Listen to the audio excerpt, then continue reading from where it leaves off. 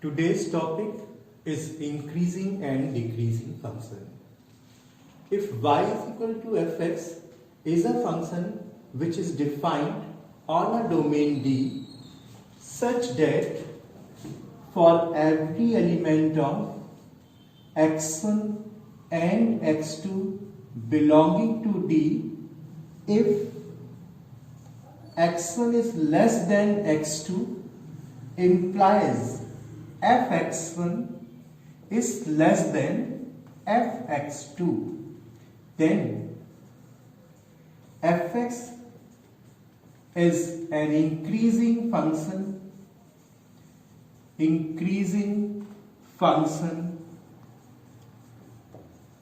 on D. That is, इसे एक और भी मेथड से बता सकते हैं कि अगर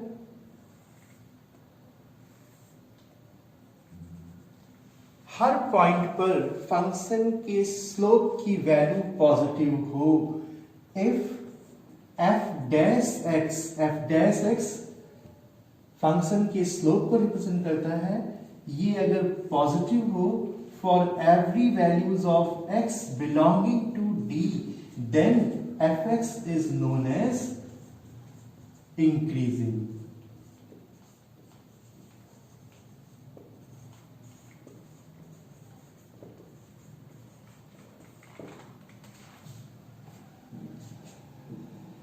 Similarly, if for every values of x1 and x2 belonging to domain D, if fx1 is greater than fx2, fx1 is greater than fx2, then fx will be decreasing on D. That means if the slope of tangent, that means f dash x is negative, this inclination lies between 90 to 180, then slope will be negative. This implies fx is decreasing on D. Now, if for every element of x1 and x2 belonging to domain D, both the cases, if x1 is less than x2, x1 is less than x2, implies fx1 is less than or equal to fx2, less than और equal to fx2. अगर x1 यहां पे होगा तो equal होगी value, और यहां है तो fx1 is less than fx2 है. इस केस में fx नॉन डिक्रीजिंग होगा, या तो फंक्शन यहां पे बढ़ रहा होगा, इंक्रीज कर रहा होगा, या फिर कांस्टेंट होगा. That means fx non decreasing होगा D पर. In second case, if fx1 is greater than और equal to fx2, x1 x2, इस केस में fx1 fx2 से बड़ा है. लेकिन अगर हम x1 और x2 इस रेंज में लें तो fx1 fx2 के इक्वल है. इस केस में फंक्शन कांस्टेंट है और इस केस में फंक्शन डिक्रीज कर रहा है. तो it will be either greater than और equal to fx2.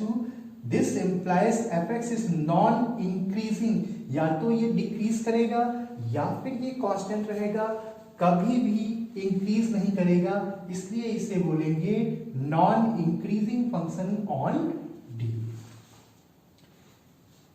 In other words, we can say that if slope of tangent is positive, यहाँ पे पॉजिटिव है इंक्रीज करते समय, और जब फंक्शन कांस्टेंट है तो उसके स्लोप की वैल्यू 0 है. That means if f dash x is greater than or equal to 0, then fx will be non-decreasing. जितने पार्ट में ये केस इस कंडीशन को फॉलो करेगा, उस पार्ट में ये फंक्शन नॉन डिक्रीजिंग होगा.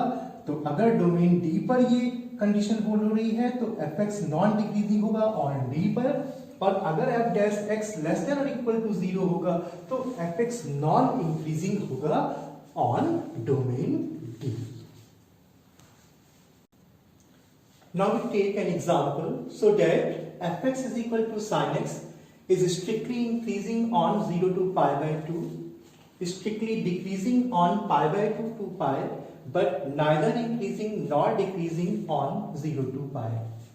ग्राफिकल मेथड से इसे एक बार में ही दिखा सकते हैं. sin x का ग्राफ बना लिया है और sin x की वैल्यू 0 से pi by 2 तक इंक्रीज करते हुए दिख रही है. तो 0 से pi by 2 तक sin x इंक्रीजिंग होगा, pi by 2 से pi तक ये फंक्शन डिक्रीज करता हुआ दिख रहा है, तो pi by 2 से pi के बीच में डिक्रीज करेगा और पूरा इंटरवल 0 to pi ऐसा है कि उसकी कुछ पार्ट में फंक्शन इंक्रीज कर रहा है और कुछ पार्ट में डिक्रीज कर रहा है. तो हम ये नहीं कह सकते कि 0 से pi पूरे इंटरवल पर ये फंक्शन इंक्रीज करेगा और ये भी नहीं कह सकते कि पूरे 0 to pi इंटरवल पर ये डिक्रीज करेगा.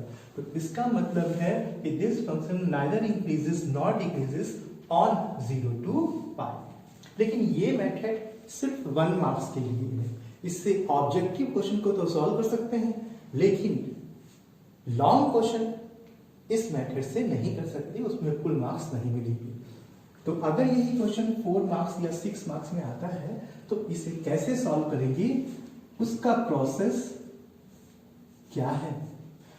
तो given fx is equal to sin x, first differentiate both sides with respect to x, we get f dash x is equal to cos x, and we know that cos x, that means f dash x is positive in first quadrant. In first quadrant that means in 0 to pi by 2. और अगर cos x 0 से pi by 2 तक positive है, that means function का derivative positive है, तो इसका मतलब है कि fx is strictly increasing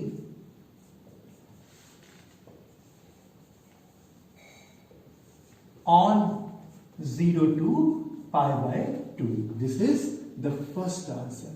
Similarly, f dash x, that means cos x, is negative in second quadrant. That means for every values of x lies between pi by 2 to pi, and this implies fx is strictly decreasing on pi by 2 to pi. C, but f dash x is neither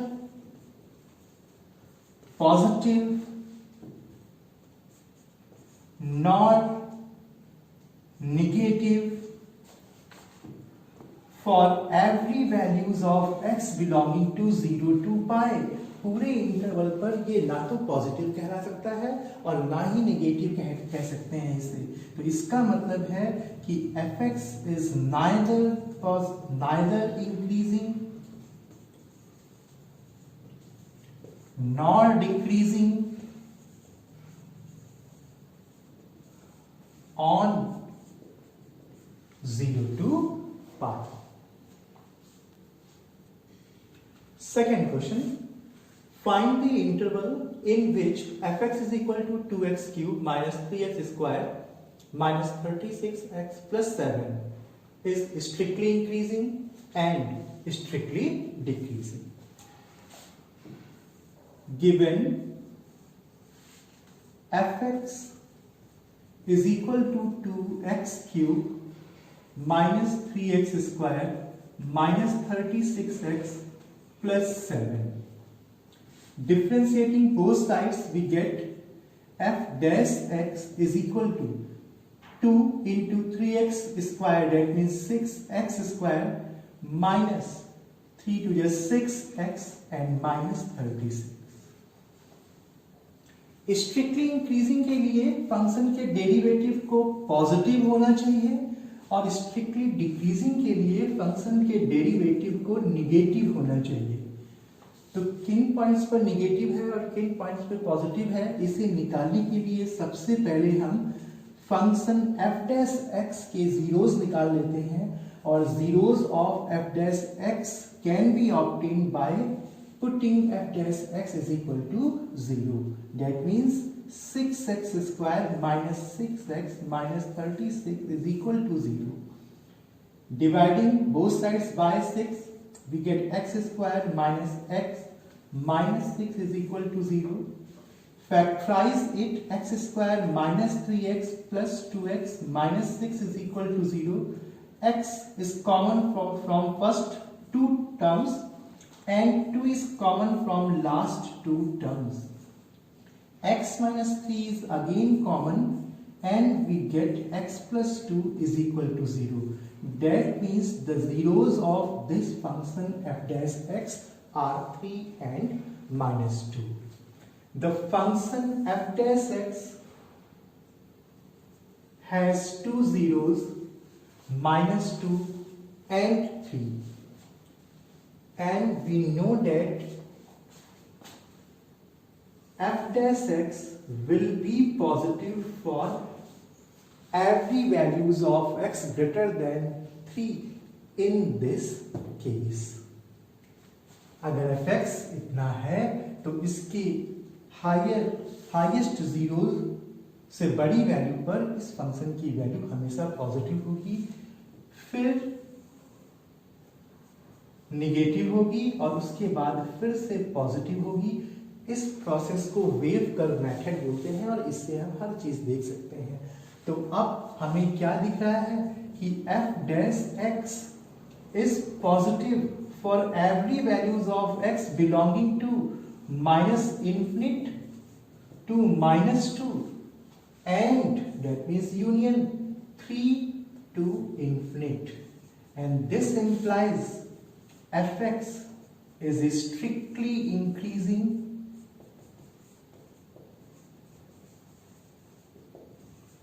on x belonging to minus infinite to minus 2 union 3 to infinite, and second function is strictly decreasing, that means f dash x is less than 0। कितने part पे negative है function f dash x?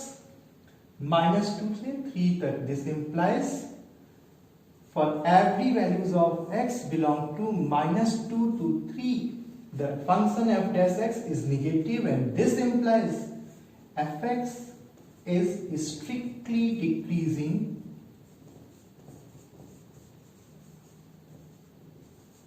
on x belonging to minus 2 to 3. One more question.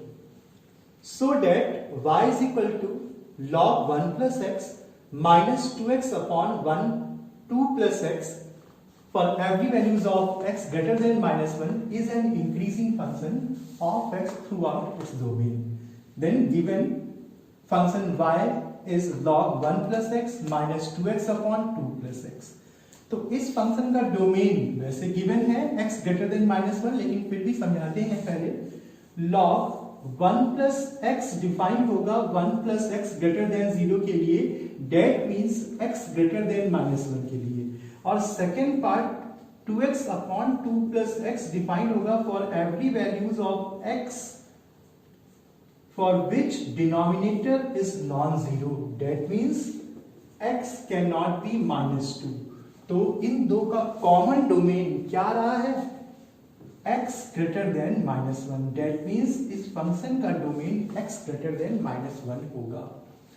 अब increasing या decreasing निकालने के लिए function का differentiation करना होता है, तो f dash x that means dy by dx is equal to log 1 plus x, that means 1 upon 1 plus x, और ddx of 1 plus x 1 हो जाएगा, माइनस 2 कांस्टेंट बाहर ले लेंगे, क्वोशिएंट रूल डिनोमिनेटर का square denominator ddx of x that means 1 minus x ddx of 2 plus x again 1, तो ये x minus का ये x प्लस का कैंसिल हो जाएगा और हमारे पास बच जाएगा 1/1 प्लस एक्स माइनस 2 जा 4 upon 2 plus x whole square. Now 1 plus x into 2 plus x whole square is the LCM of this function and 2 plus x square minus 4 into 1 plus x will be the denominator of this function. Simplify 4 plus 4x plus x square minus 4 minus 4x upon 1 plus x into 2 plus x whole square. 4x से cancel, 4 से cancel और बच जाएगा x square upon 1 plus x into 2 plus x whole square. For increasing function increase करें, इसके लिए क्या होगा कि f dash x should be greater than 0। That means x square upon 1 plus x into 2 plus x whole square should be positive. अब इस function में x square तो पॉजिटिव ही है, किसी भी फंक्शन का स्क्वायर, किसी भी टर्म का स्क्वायर कभी निगेटिव नहीं हो सकता।